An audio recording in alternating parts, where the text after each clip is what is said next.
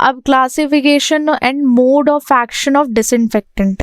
अब डिसइंफेक्टेंट पे आ जाते हैं। डिसइंफेक्टेंट सबने सुने, ठीक है, घर में भी आई गेस होगा किसी ना किसी, आपने हॉस्पिटल्स जाते हो, हॉस्पिटल्स में तो बहुत मतलब आप स्मेल कर सकते हो डिसइंफेक्टेंट को, इतनी तेज आती है उसमें से। डिसइंफेक्टेंट और कुछ नहीं, केमिकल एजेंट्स होते हैं जिनका काम है माइक्रो ऑर्गेनिज्म को एलिमिनेट करना या कम करना। डिसइंफेक्टेंट ये नहीं रहता कि वो किल कर देता है कंप्लीटली, बट उसको या तो हटा सकता है, एलिमिनेट कर देगा, या रिड्यूस कर देगा किसी भी सरफेस और ऑब्जेक्ट से। अब कभी भी आपको हाइजीन, कुछ वेरियस सेटिंग्स हैं वहाँ पे हाइजीन मेंटेन होनी है, जैसे लैब्स हैं, हेल्थ केयर है, हेल्थ केयर में आप हॉस्पिटल मान लो या कोई पब्लिक स्पेसेस हैं, वहाँ पे आप मोस्टली ना डिसइंफेक्टेंट देखोगे ही देखोगे, अगर देखोगे भी नहीं स्मेल ज़रूर कर लोगे कि हाँ भाई यहाँ डिसइंफेक्टेंट यूज़ किया गया है। अब उसका केमिकल नेचर होता है और उसके मोड ऑफ एक्शन है, उसके बेसिस पे इन्होंने जो डिसइंफेक्टेंट है उसको क्लासीफाई कर दिया। अब जैसे किसी भी डिसइंफेक्टेंट में अल्कोहल यूज़ किया है, एल्डिहाइड, हैलोजेंस और ये सारी चीज़ें यूज़ करके उसको बनाया गया है डिसइंफेक्टेंट को, ये तो हो गया उसका केमिकल नेचर। अब स्पेक्ट्रम ऑफ एक्टिविटी है कि कितने लेवल तक वो डिसइंफेक्टेंट जो माइक्रो ऑर्गेनिज्म है उन पे वर्क कर सकता है या काम करके उनको एज एन रिड्यूस कर सकता है, एलिमिनेट कर सकता है। जैसे ब्रॉड स्पेक्ट्रम है, इंटरमीडिएट है, लिमिटेड स्पेक्ट्रम है, तो ये क्लासिफिकेशन है। अब अल्कोहल में आपका एथेनॉल, आइसोप्रोपेनॉल आता है, उसका काम क्या है, प्रोटीन को डीनेचर करना। हमें क्या पढ़ना है इसमें, मोड ऑफ एक्शन पढ़ना है डिसइंफेक्टेंट का। तो सबसे पहले आपका अल्कोहल में एथेनॉल या आइसोप्रोपेनॉल आ गया, उसका मोड ऑफ एक्शन है डीनेचर कर देना प्रोटीन। एक मैं आपको नॉर्मल एक छोटा सा आइडिया बताती हूँ, सॉरी, एक स्मॉल एग्जाम्पल है। उसमें क्या है, आपका जो जैसे डिसइंफेक्टेंट है या कुछ भी अफेक्ट करता है तो क्या होता है, वो आपका माइक्रो ऑर्गेनिज्म की या तो सेल मेम्ब्रेन पे काम करेगा डायरेक्ट। अगर नहीं याद रहता ना, एटलीस्ट ये याद रख लेना कि वो या तो उसके सेल मेम्ब्रेन पे काम कर रहा है, प्रोटीन पे काम करेगा, मतलब प्रोटीन को या तो वो डीनेचर कर सकता है या वो प्रोटीन की जो उसकी जो मेम्ब्रेन है या एक तरीके से डिसरप्ट कर सकता है, कुछ ना कुछ उसमें ऐसा चेंज करेगा कि प्रोटीन बेकार हो जाएगा। ठीक है, ये दो चीज़ें होती हैं जिसकी वजह से जो सेल, हमारा जो माइक्रो ऑर्गेनिज्म है उसकी डेथ हो जाती है। किसी भी माइक्रोब की डेथ के लिए ये चीज़ें एक तरीके से रिस्पॉन्सिबल हैं। तो अगर कोई भूल जाए ना कि एक तो ऑक्सीडेटिव डैमेज, ये 3-4 पॉइंट याद कर लो। अगर देखो यार, एक छोटा सा वो देती हूँ हिंट, अगर नहीं याद आता ना, किसी को भी अटैच कर देना मोड ऑफ एक्शन में, एटलीस्ट आपको मार्क्स मिल जाएंगे। इतना तो आपको याद हो ही जाएगा, अल्कोहल है तो प्रोटीन को डीनेचर कर रहा है, सेल मेम्ब्रेन डिसरप्ट हो रही है उसकी वजह से। एल्डिहाइड है तो क्रॉस लिंकिंग हो रही है प्रोटीन और न्यूक्लिक एसिड में, जिसकी वजह से डेथ है।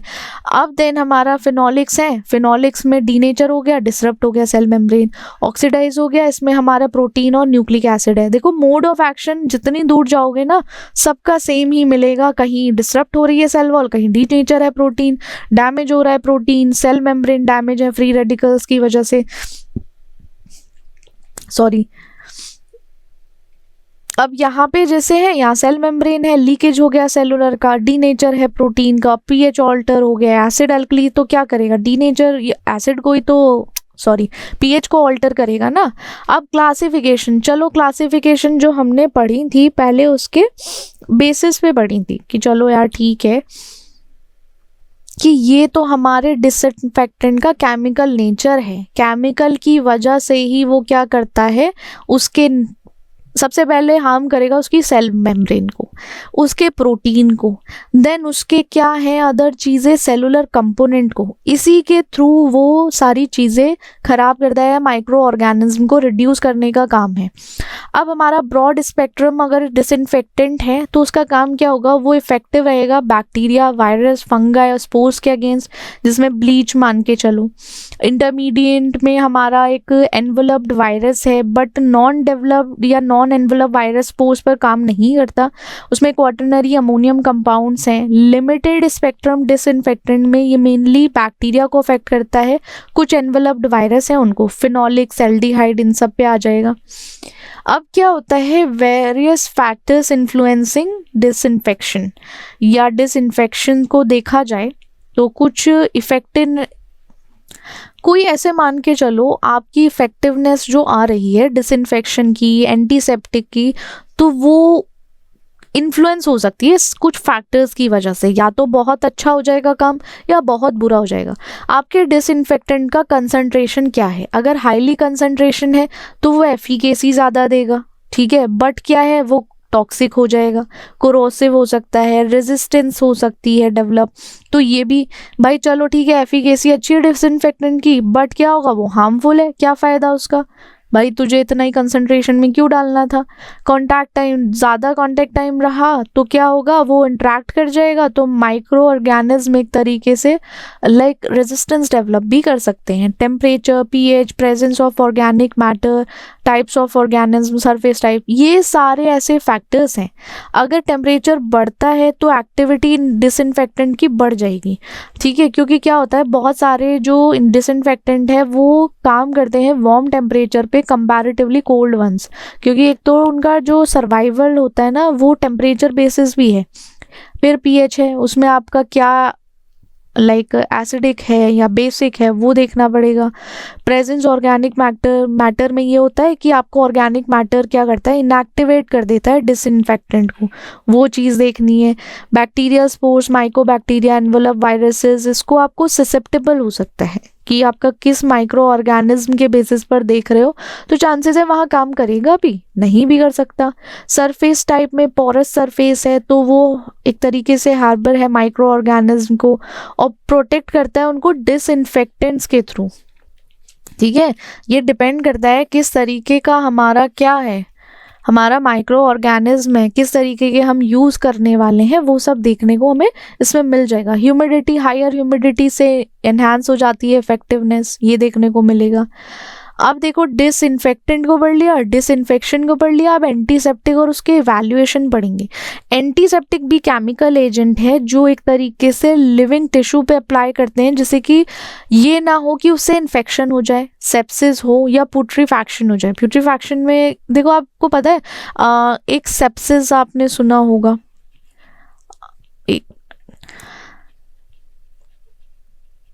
सेप्सिस सुना होगा, पर्स सुना होगा, ऐसा कुछ सुना है, नहीं हो सुना है। अगर इसको होने देना है तो कुछ मत लगाओ, एंटीसेप्टिक लगाओगे तो ये होगा नहीं।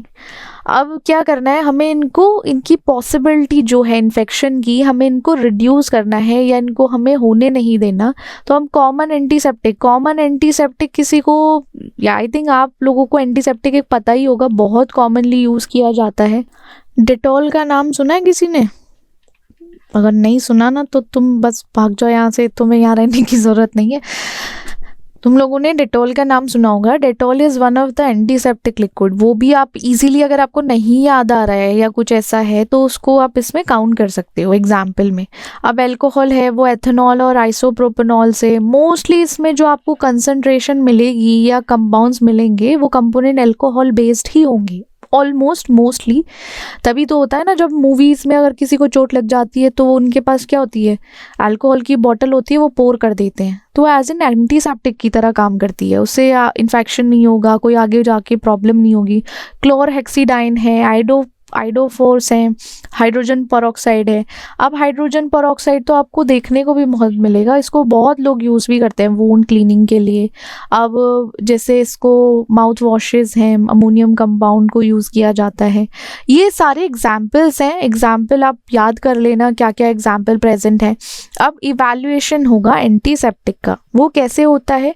अब जैसे एंटीसेप्टिक इवैल्यूएट करोगे, कुछ क्राइटेरिया है कि क्या एफिकेसी है, सेफ्टी है या नहीं। आप उसको यूज़ कर रहे हो, पता चला वो सेफ ही ना हो, टॉक्सिक हो जाए, तो वो नॉन टॉक्सिक रहे, नॉन इरिटेटिंग ना हो तो बेटर है। एफिकेसी अच्छी हो, माइक्रोबियल लोड कम हो जाए लिविंग टिश्यूज़ पे से, स्पेक्ट्रम एक्टिविटी देखने को मिलेगी, residual activity, stability and ease of use, आप उसको ईजिली अप्लाई कर सको।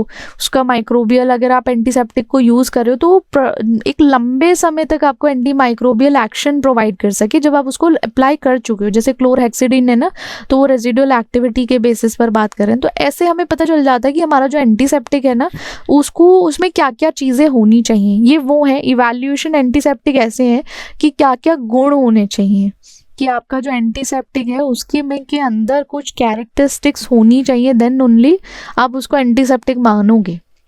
अब कुछ मेथड्स हैं इवैल्यूएशन के, इन विट्रो टेस्ट हैं, इन वीवो टेस्ट हैं, उसके बेसिस पर क्या होता है आप उसको इवैल्यूएट कर सकते हो। अब देन हम आते हैं evaluation method of bacteriostatic and bacteriocidal action. ये बहुत इम्पॉर्टेंट है, ये एग्जाम में डिफरेंस में आ सकता है, पूछ लेते हैं कि दोनों में क्या डिफरेंस है, बैक्टीरियोस्टैटिक क्या होता है, बैक्टीरियोसाइडल क्या है। अब देखो बैक्टीरियोस्टैटिक एक्शन में वो ग्रोथ और रिप्रोडक्शन को इनहिबिट करने का काम करता है, मारता नहीं है, नॉट किलिंग। ये वायलेंस पसंद नहीं है इस भाई को, ये वायलेंस नहीं करता, ये सिर्फ क्या करेगा उसकी ग्रोथ को रोक देगा या उसके रिप्रोडक्शन को रोक देगा, इनहिबिट कर देगा, बस इतना है। अब अगर बैक्टीरियोस्टैटिक एजेंट को रिमूव कर दिया जाए तो बैक्टीरिया फिर से रिज्यूम हो जाएंगे ग्रोथ पर। एक तरीके से आप ये सोचो आपके घर में लाइट है, बटन आप उसको ऑन करोगे तो लाइट ऑन हो जाती है, ऑफ करोगे तो ऑफ हो जाती है, बंद हो जाएगी। ऐसे ही ये एक तरीके से स्विच है, बैक्टीरियोस्टैटिक को एक्शन को याद रखो किसके थ्रू, स्विच के थ्रू। अरे बैक्टीरियोस्टैटिक एक्शन को कैसे याद रखोगे, ये स्विच को याद रखो, स्विच ऑन एंड ऑफ होता है ना वैसा। अब बैक्टीरियोसाइडल में क्या होता है, साइडल मतलब एक तरीके से आप सुसाइड बोल दो, ऐसा मान के चलो कि बैक्टीरिया जो है वो मर जाता है, जिसमें हम क्या करते हैं अगर इसको यूज़ करते हैं तो उसका किल्स बैक्टीरिया डायरेक्टली, तो उससे बैक्टीरियल काउंट कम होने लगता है, क्योंकि जब बचेगा ही नहीं, ना बचेगा बास, ना वो क्या था एक आई गेस ऐसे था, ना रहेगा बास ना बजेगी बांसुरी, ऐसा कुछ है। तो उसी में अगर आप बैक्टीरिया को मार दोगे ना तो काउंट की ज़रूरत ही नहीं है, कम होने शुरू हो जाएंगे। अब इसको आप कैसे करोगे, इवैल्यूएशन कैसे करोगे कि हम जो एक्शंस यूज़ कर रहे हैं वो, एक तो सबसे पहले आप ट्यूब डाइल्यूशन मेथड यूज़ करोगे, उसमें ये डिटरमाइन करते हैं कि कितना इनहिबिटरी कंसंट्रेशन है, मिनिमम इनहिबिटरी कंसंट्रेशन कितना है, और साथ ही साथ मिनिमम बैक्टीरियोसाइडल कंसंट्रेशन एक एंटी माइक्रोबियल एजेंट का कितना है। इसमें जो ये करते हैं ना, ये एक्शन इसलिए करते हैं, हम एंटी माइक्रोबियल एजेंट का टेस्टिंग कर रहे हैं कि वो कितना मिनिमम इनहिबिट कर सकता है या मिनिमम या बैक्टीरियोसाइडल कर सकता है, कम कर सकता है या फिर मार सकता है। वो हम किस में देखते हैं, किसी भी माइक्रोबियल एजेंट में। तो उसके बेसिस कैसे करोगे, ट्यूब डाइल्यूशन मेथड से। आप एक डाइल्यूशन बनाओगे, सीरियल डाइल्यूशन प्रिपेयर करोगे किसी भी एंटी माइक्रोबियल एजेंट का लिक्विड ग्रोथ मीडियम में, ठीक है करेक्ट। इनोकुलेशन कराओगे, इनोकुलेशन के बाद इंक्यूबेट करोगे, देन आप उसका डिटर्मिनेशन करोगे, ऑब्जर्व करोगे ट्यूब्स को for visible growth. Visible growth के लिए देखोगे लोएस्ट कंसंट्रेशन होगा आपके एंटी माइक्रोबियल, क्योंकि विजिबल ग्रोथ तो इनहिबिट हो चुकी है ना। फिर MBC देखोगे क्या है, मिनिमल बैक्टीरियोसाइडल कंसंट्रेशन, ये इनहिबिट कंसंट्रेशन देख रहा है। जो हमारा बैक्टीरियोस्टैटिक है एक तरीके से मान के चलो एक साइडल है। अब उसमें ट्यूब में अगर कोई विजिबल ग्रोथ नहीं है या सब कल्चर एलिकेट्स जो है वो फ्रेश अगार प्लेट है, किसी भी माइक्रोबियल एजेंट के साथ नहीं है, तो आप मान के चलो कि ठीक है, यहाँ पे बैक्टीरियोसाइडल लाइक इफेक्ट देखने को मिला है। देन उसमें लोएस्ट कंसंट्रेशन होता है तो उसमें कोई ग्रोथ नहीं होने वाली। अगार प्लेट में अगर आप उसको छोड़ दोगे, अगर एक टाइम पे जाके उसमें नहीं होगा माइक्रोबियल एजेंट, तो वो क्या होगा, तो भी नहीं ग्रो करेगा। बट मिनिमम इनहिबिटरी कंसंट्रेशन में आपको देखने को मिल जाएगा कि ठीक है, एक टाइम के बाद जैसे ही माइक्रोबियल एजेंट खत्म हुआ, then anti microbial agent finish हुआ, तो आपको ग्रोथ देखने को मिल जाएगी, विजिबली देखने को मिलेगी। तो वो क्या है, बैक्टीरियोस्टैटिक एक्टिविटी देता है जिसमें इनहिबिट हो गई है ग्रोथ, और MBC बैक्टीरियोसाइडल देखने को देता है कि आपका बैक्टीरिया ऑलरेडी मर चुका है। एगार प्लेट मेथड है जिसे डिस्क डिफ्यूजन और टेस्ट के उससे भी आप जान सकते हो। उसमें क्या करोगे, आप पहले अपने स्टैंडर्डाइज इनोकुलम को स्प्रेड करोगे टेस्ट ऑर्गेनिज्म को, किस पे, अगार प्लेट पे। आपकी एक पेट्री डिश है, उस पेट्री डिश पे क्या करोगे, इनोकुलम को लोगे और उसको स्प्रेड कर दोगे जो भी आपका टेस्ट ऑर्गेनिज्म है। फिर उसको प्लेस कर दोगे पेपर डिश को इम्प्रेग्नेटेड करके, नॉट प्रेग्नेंट करके, इम्प्रेग्नेट करके उसको माइक्रोबियल एजेंट से किसके, अगार सरफेस पर। देन इंक्यूबेशन देखोगे, इंक्यूबेशन के क्योंकि एक सुटेबल कंडीशन चाहिए इंक्यूबेशन के लिए, देन आप उसको ऑब्जर्व कर सकते हो। ऑब्जर्वेशन में ये होता है आप डायमीटर जोन चेक करते हो इनहिबिशन का जो हमारे डिस्क में है। टेस्ट में इनोकुलेशन होगा, देन आपको उसमें स्ट्रिप रखनी पड़ेगी, उसके बेसिस पर आप चेक करोगे कि कितना आया है। उसमें मिनिमम इनहिबिटरी कंसंट्रेशन आपको मिल जाएगा, आप उसको रेड कर लोगे, उससे बहुत ईजी हो जाता है ई टेस्ट से। ई टेस्ट अपना इस तरीके से ई स्ट्रिप मान के चलो, ई टेस्ट स्ट्रिप। अब इसमें हमारा इनिबिशन जोन आ जाएगा, देन उसके बाद MIC वैल्यू आ जाएगी, तो उससे आपको इजीली पता चल जाएगा कि हाँ भाई इतना ऐसे होने वाला है। कप प्लेट मेथड है, फिनॉल कोफिशिएंट है। कप प्लेट में पर्पस है कि हमें एंटी माइक्रोबियल एक्टिविटी को देखना है कैसे, जो इनिबिशन जोन है ना हमारा, जैसे आप मान के चलो इनिबिटरी कंसंट्रेशन देख रहे थे अभी तक हम, ठीक है। अब हम क्या देखेंगे, इनिबिशन जोन देख रहे हैं कि उस जोन में कितना परसेंटेज इनिबिट हो रहा है या इनिबिट हो चुका है। प्रिपेयर करोगे आप पहले अगार मीडियम को, किसमें, पेट्री डिश में सॉलिडिफाई करोगे, पंच वॉल वेल्स जो हैं आपकी कप्स हैं उसमें डालोगे अगार में। अब देन इनोकुलेट करोगे, एंटी माइक्रोबियल एजेंट को ऐड करोगे, इंक्यूबेशन, देन ऑब्जर्व करोगे कितना डायमीटर आया है। सेम ही एक्टिविटी है, सेम ही टेस्ट है, ज़्यादा कुछ इसमें डिफरेंस नहीं आने वाला। अब फिनॉल कोफिशिएंट है, उसमें आप एफिकेसी टेस्ट की जो है, हमारा टेस्ट डिसइंफेक्टेंट है जिसमें आप फिनॉल प्रेजेंट है, ठीक है। फिनॉल है तो फिनॉल की बात कर रहे हैं, आप फिनॉल की एक एफिकेसी चेक करेंगे, पहले प्रिपेयर करेंगे, देन उसको इनोकुलेट करके कॉन्टैक्ट टाइम देखेंगे, देन न्यूट्रलाइजेशन सब कल्चर करेंगे, देन उसको हम उसके बाद क्या करेंगे, डायरेक्ट ऑब्जर्व कर सकते हैं। आप इसको देखोगे लाइक विद इन 10 मिनट्स में ऑब्जर्व करोगे। जो हाईएस्ट डाइल्यूशन है, हाईएस्ट डाइल्यूशन ऑर्गेनिज्म को किल कर सकता है 10 मिनट्स में, but not in 5 minutes. 5 minute का कुछ नहीं है, 10 मिनट लगेंगे ही लगेंगे। अगर सोचो भाई जल्दी कर दो, 5 मिनट में मार दो, ऐसा नहीं होगा, उसके लिए टाइम लगेगा। फिनॉल कोफिशिएंट जो रेशियो है वो आप कैलकुलेट करोगे। देन कैल्सी स्काइज टेस्ट है, उसमें क्या होता है, जैसे आपका इवैल्यूएट कर रहे हो एफिकेसी किसकी, डिसइंफेक्टेंट की, कुछ सिमुलेटेड प्रैक्टिकल कंडीशन है उसके बेसिस पर, इसके थ्रू ही हो पाएगा। आपने मिक्स किया टेस्ट डिसइंफेक्टेंट को, सस्पेंशन जो भी टेस्ट ऑर्गेनिज्म है, इसमें ये मान के चलो ये सारे टेस्ट वो हैं, आपका कोई भी टेस्टिंग माइक्रोबियल एजेंट है, एंटी माइक्रोबियल एजेंट या टेस्टिंग डिसइंफेक्टेंट है। एक मिनट रुको,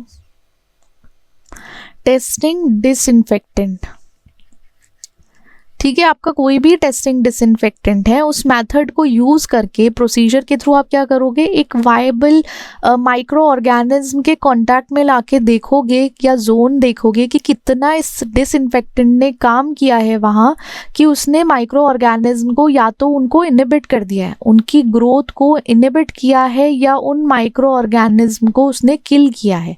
बस यही चीज़ हमें देखनी है, ये सारे टेस्ट उसी के लिए हैं। कुछ फैक्टर्स जो अफेक्ट करते हैं, देखो आपका इनोकुलम साइज क्या है, उसकी वजह से भी प्रॉब्लम आती है, उसकी वजह से हमारा इवैल्यूएशन में प्रॉब्लम होती है। आपका पीएच और टेम्परेचर एंटी माइक्रोबियल एफिकेसी को अफेक्ट करेगा ही करेगा। बायोफिल्म है, मीडियम कंपोजिशन है, ये सारे ऐसे फैक्टर्स हैं जिनकी वजह से क्या होता है, अफेक्ट देखने को मिलता है। फिर स्टेरिलिटी टेस्टिंग होती है किसी भी फार्मास्यूटिकल प्रोडक्ट की। अब स्टेरिलिटी टेस्टिंग तो हम कहाँ पढ़ के आए थे, हम ऑलरेडी पहले अपने यूनिट 2 में भी पढ़ के आए ना एक बार, तो वो चीज़ें हम देखेंगे जैसे कि स्टेराइल है या नहीं।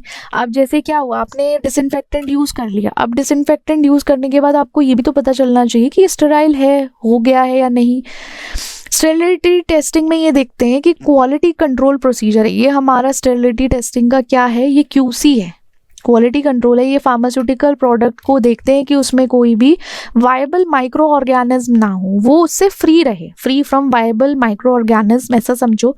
तो उस टेस्टिंग में हम जैसे इंजेक्टेबल्स हैं उसमें बहुत ध्यान रखना पड़ता है, ऑप्थेल्मिक है वहाँ बहुत ध्यान देते हैं कि भाई यहाँ पे स्टेरिलाइजेशन या स्टेरिलिटी टेस्ट होना ज़रूरी है, कंपलसरी है, वरना क्योंकि वो डायरेक्ट इंजेक्ट हो रहा है तो डायरेक्ट आपकी बॉडी में वायरस पता चला एंटर कर गया, या कोई भी चीज़ एज इन माइक्रो ऑर्गेनिज्म जो हार्मफुल हो सकता है आपके लिए।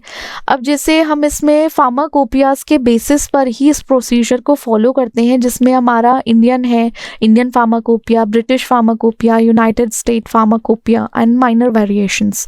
तो ये सारी चीज़ें आपको हम इसमें पढ़ेंगे। जनरल प्रिंसिपल ये होता है कि हमारा जो प्रोडक्ट है वो स्टेराइल है या नहीं, उसमें कोई भी माइक्रो ऑर्गेनिज्म प्रेजेंट नहीं होना चाहिए, आपके पेशेंट के यूज़ के टाइम पर वो सेफ रहे।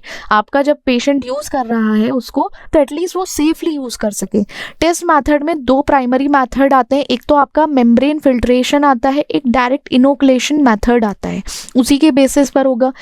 मेम्ब्रेन फिल्ट्रेशन मेथड्स में उसमें प्रेफर करते हैं फिल्ट्रेबल प्रोडक्ट रहता है, जैसे क्लियर लिक्विड है या कोई भी सॉल्युबल सॉलिड है, उसको यूज़ कर। अब आपका कोई टेस्ट सैंपल है तो उसको आप पास करोगे स्टेराइल मेम्ब्रेन फिल्टर के थ्रू। आपका टेस्ट सैंपल किसके थ्रू पास होगा? स्टेराइल मेम्ब्रेन फिल्टर के थ्रू, जिसका पोर साइज 0.45 माइक्रोमीटर से ज़्यादा नहीं होगा। कितने से ज़्यादा नहीं होगा? 0.45 से, इससे ज़्यादा नहीं होना चाहिए। आप वॉश करोगे मेम्ब्रेन को स्टेराइल डाइल्यूएंट से, देन जो इनहिबिटरी सब्सटेंसेस हैं उनको रिमूव करोगे। फिर आप अपनी मेम्ब्रेन को डिवाइड करके उसको 2 कल्चर मीडिया में प्लेस करोगे। आप 2 कल्चर मीडिया में प्लेस करने के बाद आप FTM SCDM को डालोगे, उसके फिर इंक्यूबेट करोगे डिटेक्ट करने के लिए एनएरोबिक या कोई भी एरोबिक बैक्टीरिया तो नहीं है, इसलिए आप चेक कर रहे हो। आपने फिल्टर किया, ये स्टेराइल टेस्टिंग है, ये प्रोसीजर है, करना ज़रूरी है। अब उसमें क्या है, किसी को आप 20 to 25 डिग्री सेल्सियस पे रखोगे फंगाई और आपका एरोबिक बैक्टीरिया के लिए, तो ये आपका इंक्यूबेशन करोगे। अब इसका इंक्यूबेट करोगे आप 14 डेज से कम इंक्यूबेशन टाइम नहीं होना चाहिए, इसका टाइम ड्यूरेशन 14 डेज होना चाहिए, देन ओनली आपको पता चलेगा कि ये स्टेराइल है या नहीं। एडवांटेजेस क्या है? आपका इनहिबिटरी सब्सटेंस जो है वो हट जाएगा वहाँ से, लार्ज सैंपल वॉल्यूम के लिए अच्छा होता है आपका। देन हम डायरेक्ट, ये मेम्ब्रेन देख लिया, अब डायरेक्ट इनिकुलेशन मेथड करेंगे। इसमें हम मेम्ब्रेन नहीं यूज़ करेंगे, इसमें क्या करेंगे हम, फिल्ट्रेशन जब होता है, जब फीसिबल नहीं है देन उसको यूज़ करते हैं। आपके जैसे ऑइंटमेंट है, आप ऑइंटमेंट को कैसे फिल्टर करोगे यार? सेमी सॉलिड है, उसको निकाल थोड़ी दोगे किसी फिल्टर या फिल्टर कल्चर फिल्टर एड के थ्रू, या फिल्टर कोई भी आपका as an A to Z filter paper है, कुछ भी है, नहीं निकाल सकते ना। उस टाइम पे आप डायरेक्ट इनोकुलेशन मेथड यूज़ करोगे। सबसे पहले एक स्पेसिफाइड क्वांटिटी का आपका टेस्ट सैंपल होना चाहिए। ऐसे मान के चलो आपका टेस्ट सैंपल है, आप उसको डायरेक्ट कहाँ रखोगे? कल्चर मीडिया में, ठीक है, रख दिया। वॉल्यूम कंस्ट्रेंट है इसमें, आपको सैंपल वॉल्यूम आपका एक्सीड नहीं होना चाहिए 10% से, जो मीडियम वॉल्यूम है, जो एक तरीके से डाइल्यूशन ऑफ न्यूट्रिएंट्स को प्रिवेंट करता है, आपका न्यूट्रिएंट डाइल्यूट ना हो जाए। अब सेम मीडिया को, सेम कंडीशन, जो आपका मीडिया सेम रहेगा, कंडीशन सेम रहेगी, जो हमने मेम्ब्रेन फिल्टर में ऊपर देखा था ना, वही चीज़ सेम हम इंक्यूबेशन में करेंगे। Time period not less than 14 days, you have to incubate it for the 14 days। You can't make a less number की डेज में, आप उसको लेस नहीं कर सकते, एक दिन भी कम नहीं होना चाहिए। कंसिडरेशन में आपको डाइल्यूशन देखना पड़ेगा, इमल्सिफिकेशन होना चाहिए, आपका जो सैंपल है आप उसको ऐसे नहीं रख सकते, और इसके लिए आपको केयरफुल हैंडल करना है कि कंटामिनेशन ना हो जाए। पता चला आपने तो चेक कर रहे थे स्टेराइल, पता चला वो पहले से ही कंटामिनेट है। अब प्रोडक्ट स्पेसिफाइड कंसिडरेशन है, जैसे लिक्विड है तो आप वाया मेम्ब्रेन फिल्ट्रेशन यूज़ करोगे। ऑयल और विस्कस है एमल्सिफिकेशन के लिए, उसको आप एक तरीके से फिल्ट्रेशन से पहले चेक करोगे, ठीक है। सॉलिड है, सॉलिड में सॉल्युबल सॉलिड जैसे रहते हैं उसमें स्टेराइल डाइल्यूएंट्स बनाओगे, आप मेम्ब्रेन फिल्ट्रेशन को यूज़ करोगे। देखो ये चीज़ें याद रखनी है, लिक्विड में, सॉलिड में मेम्ब्रेन फिल्ट्रेशन को यूज़ करना है या डायरेक्ट इनोकुलेशन मेथड यूज़ करना है। ऑप्थेल्मिक में डायरेक्ट इनोकुलेशन होता है। अब जैसे अदर स्टेराइल हैं वहाँ पे भी आप मेम्ब्रेन को यूज़ कर सकते हो, तो इससे पता चल जाता है ईजीली कि स्टेरिलिटी टेस्टिंग जो है या स्टेराइल है या नहीं। अब जैसे हमारा डिफरेंसेस क्या आते हैं, ये जो हमारे फार्माकोपियाज हैं कंट्री बेस्ड पे, उनमें डिफरेंस ये आता है सैंपल क्वांटिटी का। एक माइनर वेरिएशन है, किसी भी एग्जिस्ट करेगी, नॉर्मल माइनर 0.1 जो है, अगर इतना वेरिएशन है वो एग्जिस्ट करती है रिक्वायर्ड सैंपल वॉल्यूम क्वांटिटीज़ में, तो उन्होंने बताया कि किस तरीके से करना है। फिर आप उसको इंटरप्रिटेशन कैसे करोगे या रीटेस्ट कैसे करोगे पॉलिसीज़ को, तो प्रोसीजर्स प्रोवाइड है कि रीटेस्टिंग के, अगर आपका कोई फेल टेस्ट आ गया है, ऐसा नहीं है कि हमेशा पास ही होगा, कभी ना कभी तो कुछ ना कुछ ऐसा होता है, बाई चांस 1% या 0.1% आपका फेल हो गया टेस्ट, तो उसके लिए सारी स्पेसिफिक गाइडलाइंस हैं कि कैसे आप रीटेस्ट करोगे। स्पेसिफिक माइक्रो ऑर्गेनिज्म होते हैं कंट्रोल के लिए। तो जो हमारा फार्माकोपिया है वो स्पेसिफाई करता है कि डिफरेंट स्ट्रेन के लिए ग्रोथ प्रमोशन टेस्ट जो है वो अलग होगा, ठीक है। अब ये डिफरेंसेस आते हैं, अब इतना डिफरेंस है, किसी में सैंपल का डिफरेंस है, कुछ का इंटरप्रिटेशन अलग है, कुछ का स्पेसिफिक उन्होंने माइक्रो ऑर्गेनिज्म के लिए कंट्रोल प्रोवाइड किया कि भैया ये वाले जो है एंटेरो के लिए, ई कोलाई के लिए अलग है और एंटेरोबैक्टर के लिए अलग है। तो क्या होगा कि आप उसको अलग स्पेसिफिक गाइडलाइन को फॉलो करके देन ओनली उसको टेस्ट करोगे। करेक्ट, समझ गए। तो ये था हमारा सारा फंगाई के बारे में, देन हमारा वायरस के बारे में, वायरस के बाद हमारा डिसइंफेक्टेंट के बारे में, स्टेरिलाइजेशन के बारे में, और हमारा देन एंटीसेप्टिक के बारे में। ये सारा हमें इसमें यूनिट 3 में पढ़ना था, जो हम पढ़ चुके हैं।